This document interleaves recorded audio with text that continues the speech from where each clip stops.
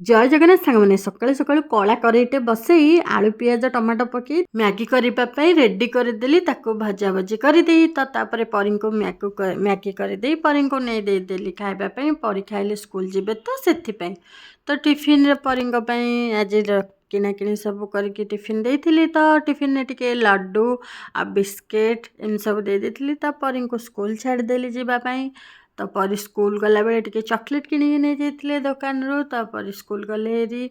ତାପରେ ସ୍କୁଲ ଆସିଲା ପରେ କହିଲେ ମାମା ଚାଲ ଟିକେ ପାର୍କ ଯିବା ବୋଲି। ବହୁତ ଦିନ ହେଲାଣି ମୁଁ ଟିକେ ପାର୍କ ଯାଇନି, ତ ପାର୍କ ଯାଇ ଖେଳିବା ପାଇଁ ବହୁତ ଇଚ୍ଛା ହେଉଛି। ତ ପରିଙ୍କୁ ନେଇ ମୁଁ ଚାଲି ଟିକେ ପାର୍କ ଯିବା ପାଇଁ। ତ ସେଠାରେ ଯାଇ ପରି ଟିକେ ଖେଳିଦେଲେ। ପରି ପାର୍କ ଗଲେ ଯେଉଁ ଭଳିଆ ଦୌଡ଼ନ୍ତି ପରିଙ୍କ ସାଙ୍ଗରେ ମୁଁ ଜମା ବି ପାରିନି। ତ ମୁଁ ଗୋଟେ ଜାଗାରେ ଚୁପକିନା ବସେ। ତ ପରି ଖେଳନ୍ତି, କାହିଁକିନା ମୁଁ ପରିଙ୍କ ସାଙ୍ଗରେ ଦୌଡ଼ି ପାରିବିନି। ପରି ବହୁତ ଜୋରରେ ଦୌଡ଼ନ୍ତି ଆଉ ଖାଲି ଏପଟ ସେପଟ ଏପଟ ସେପଟ ଏପଟ ସେପଟ ହେଉଥିବେ।